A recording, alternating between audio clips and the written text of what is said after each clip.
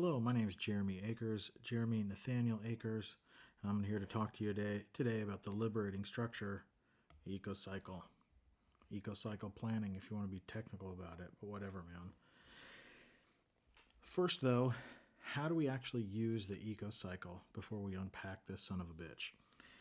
The Ecocycle is all about helping us to see the flows in order to let it flow. And so we're going to use Ecocycle to help us especially get unstuck and to increase the flow of whatever we're mapping. So what do I mean by whatever we're mapping? What I mean is a portfolio of activities. So first things up, brainstorm, create a list of the activities that take up my time. Give yourself about 5 minutes to do this solo, and then pair up and map all of the activities on your respective lists to the Ecocycle, to a shared Ecocycle. Give yourself about 10 minutes to do this. Then, once you've sort of got it between the two of you, then move into a group of 4 and finalize the placement of all of your lists on one shared Ecocycle in about 15 minutes. Then, once you've got this, or time expires, whatever's first, then make a translation to the items on this shared list into post-it notes. And then map these post-it notes onto a big-ass shared Ecocycle.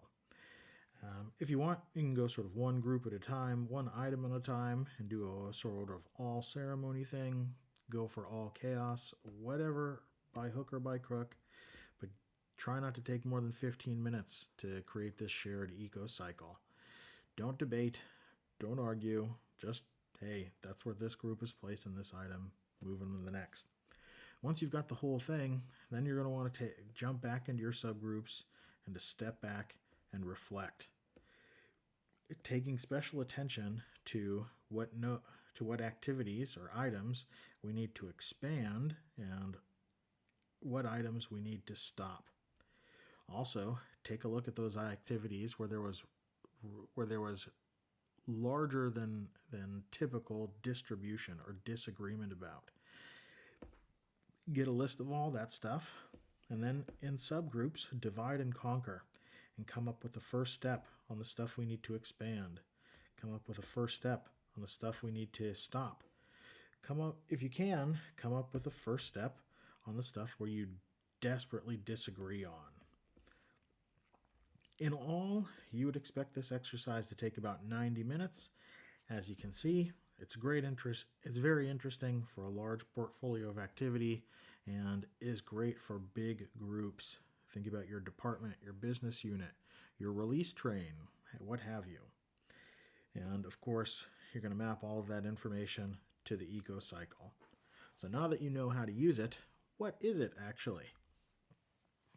So the Ecocycle is just a visual representation of a pattern found overall and in nature. So we're going to make use of this ecological thinking.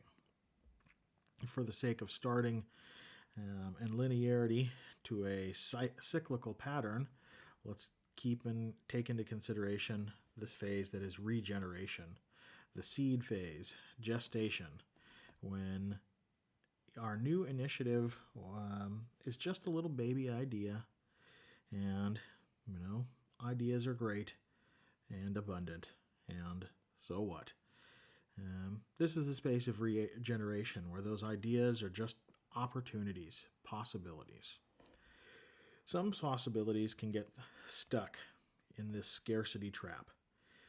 New possibility, not enough energy to continue to move it through in the Ecocycle. We would consider this activity stuck into a scarcity trap or a poverty trap. It just requires more attention, more energy, more effort than it's getting to move into what we would describe as a viable state here in birth. Birth is the seedling. We've got ourselves a something that is greater than just a possibility, but that's still more potential than actual value. Birth still requires a whole bunch of time, energy, and effort to move from this potential state into the actual. And when it comes to moving from birth towards the actual or towards the maturity, we might find ourselves stuck or trapped in what I like to call the chasm. And this chasm exists in between birth and maturity because there is maybe an adoption curve, maybe there's a developmental or often a learning curve, and we might get stuck in some form of fear that prevents us from jumping over a meaningful gap that may require an amount of courage in order to get to maturity. So be wary of the trap that is the chasm. If we can bridge the chasm, we may find ourselves into a space of maturity. In maturity, we are effortlessly producing and receiving value for ourselves and for our environment. And once the tree exists, it bears fruit.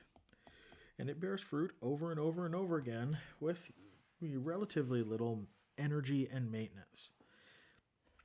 Maturity is the space of viability and bona fide value creation. Now, sometimes things may be valuable, but they become less valuable with time. There's sort of a diminishing return on their value with duration. It may require more energy and maintenance to continue to create that value, but we may be sort of stuck. We love the value it creates so much, so all right, let's just keep putting out all the fires and dealing with all the problems that the creation of that value also creates. And we might consider those items stuck in a rigidity trap, the state of golden handcuffs that keeps us in spaces or committing to courses of activity long past their sort of peak valueness. But we still stick with it because that's the horse that brung us, and that may be easier than putting it out to pasture in some form of creative destruction. Now, creative destruction is exactly like it sounds. We take that thing that is valuable and mature, and we destroy it. We get rid of it so that we might release the value and energy that is caught up, that we invested in this whole process, release that so that we have a new space of energy for new initiatives, for the new stuff that's lost in regeneration. There may very well be an additional trap here on this space from creative destruction into regeneration that you might consider some form of distraction. If your purpose is not clear, you might free up a whole bunch of energy, and that might get siphoned off into not particularly helpful ways that don't actually lead us towards our ultimate goal. So there may be an additional trap from creative destruction here into regeneration. But generally speaking, that is the ecocycle. This pattern of moving from new ideas to viable ideas to mature ideas and then putting them out to pasture to release new energy for new ideas over and over and over again. And in terms of this exercise of ecocycle planning as a liberating structure, we want to take particular note to the activities that that fall into the traps of the scarcity trap, the chasm, and the rigidity trap. Roughly speaking, things that we need to stop and things that we need to expand. And maybe particular gaps in clarification, developmental phases, in alignment with purpose, all that good stuff. So make a list of your portfolio of your activities, map it to the ecocycle, and then compare your notes with somebody else and see what you might notice gets stuck and may need some additional energy and effort to get unstuck.